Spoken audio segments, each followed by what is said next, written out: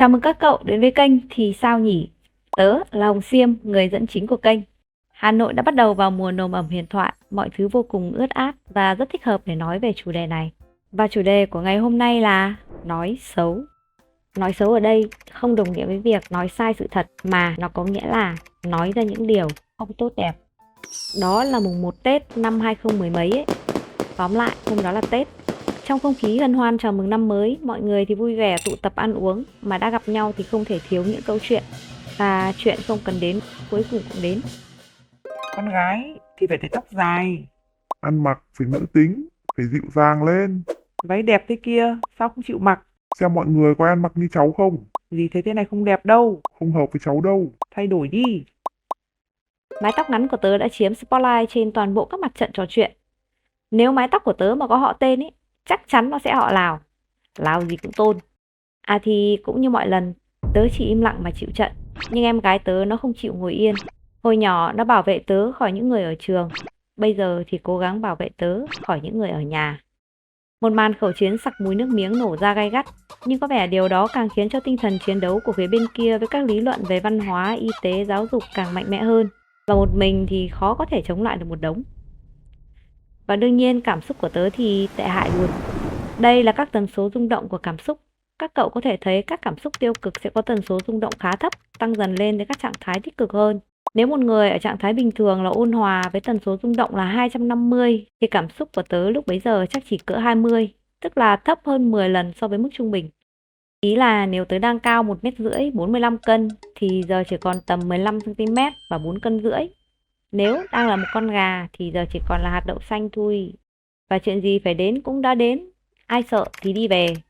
Ngày xuân tươi đẹp năm ấy, tớ khóc nấc lên ngay giữa căn phòng khách được trang hoàng đẹp đẽ, và cũng thành công giải tán luôn cuộc hội họp vui vẻ đầy tiếng cười, tiếng cãi nhau và cả tiếng khóc. Tớ đặt tên trải nghiệm này là trò chơi nói xấu. Nói xấu là một trò chơi có tính đối kháng, nghĩa là cần phải có hai phe đối lập. Nó là thứ không thể vận hành được nếu không có đủ những người chơi. Những người chơi thì rất đa dạng, thuộc đủ các đối tượng. Những người vô cùng thân thiết như gia đình, những người bạn tưởng thân, những người quen biết sơ sơ, kể cả những người chưa từng gặp hay quen biết cũng có thể tham gia vào luôn. Ví dụ như việc nói xấu một người nổi tiếng nào đó trên mạng xã hội, những người thực sự chẳng liên quan gì tới cuộc sống của những người đang nói nhưng lại vô tình trở thành một phe trong trò chơi này. Các thành phần chính tham gia trong trò chơi này thì bao gồm hai loại, đó là người xấu và người nói. Người xấu là những người mà xấu theo cách của họ. Trong câu chuyện phía trên thì tớ chính là loại này. Còn người nói là những người sử dụng những lời nói trực tiếp hoặc các hành động gián tiếp tác động lên người xấu với mong muốn người xấu hãy xấu theo cách khác. Người xấu cũng được chia làm hai loại.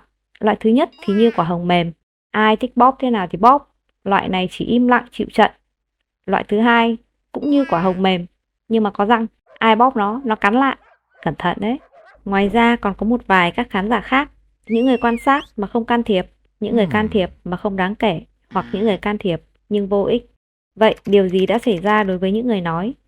Nhân duyên đưa đẩy người xấu đi vào tầm mắt của họ, những người nói sẽ bắt đầu đưa ra những đánh giá, và bất cứ sự đánh giá nào cũng cần có những tiêu chuẩn nhất định của nó. Bất cứ nơi nào có hơn thì nhất định phải có kém, vậy mới nói, không so sánh, không đau thương. Người xấu là đối tượng bị mang ra để so sánh, và mục tiêu so sánh không phải một nàng hậu hay một ông vua nào. Mục tiêu so sánh ở đây là chính bản thân người nói. Nhưng đa phần người nói họ không phát hiện ra điều này, mà giả như họ có phát hiện ra thì họ cũng sẽ phủ định điều đó ngay lập tức.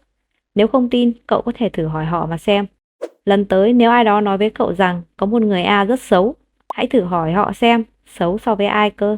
Câu trả lời có thể là xấu so với các chuẩn mực của xã hội, nhưng thực tế cậu cần phải hiểu tuyên ngôn của người nói là tôi sẽ không bao giờ sống trái với các chuẩn mực này.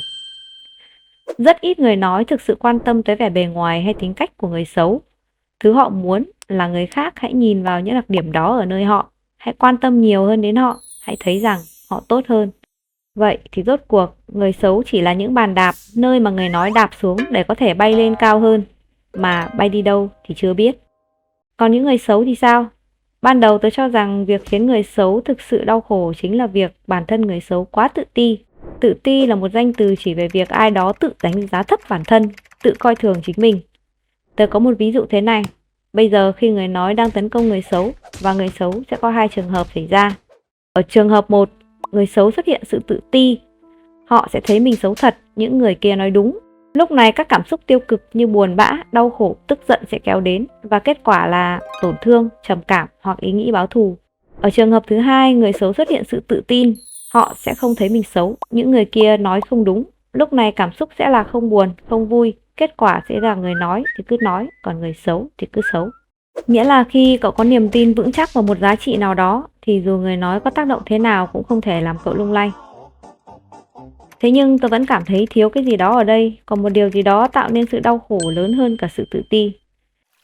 Ưu điểm của tóc ngắn là gội và sấy tóc nhanh và không mất công chăm sóc nhiều. Vừa hay điều đó lại phù hợp với sự lười biếng của tớ.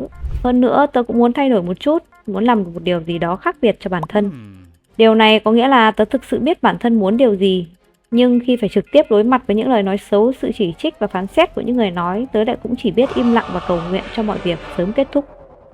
Ngay cả khi tớ biết điều mình thực sự muốn là gì, khi tớ đã nhận ra những giá trị nhất định ở bản thân, tớ vẫn không thể tránh khỏi những tổn thương do trò chơi nói xấu mang lại.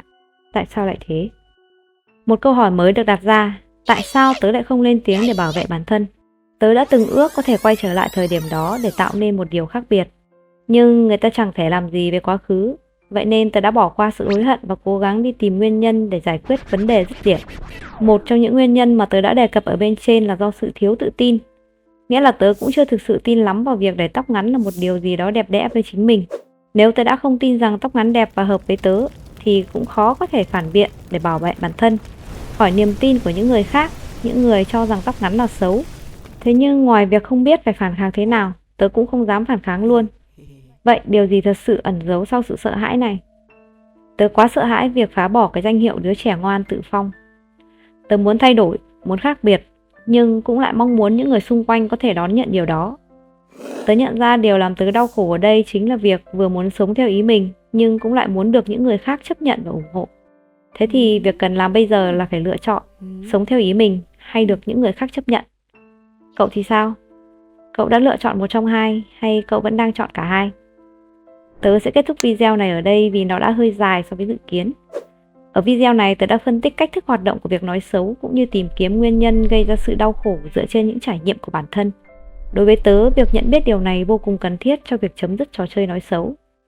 Nếu cậu cũng gặp những vấn đề tương tự và cũng đang muốn thoát ra khỏi nó thì tớ nghĩ điều này cũng cần thiết đối với cậu. Hãy để lại comment chia sẻ câu chuyện và góc nhìn của cậu nhé. Bây giờ thì xin chào và hẹn gặp lại.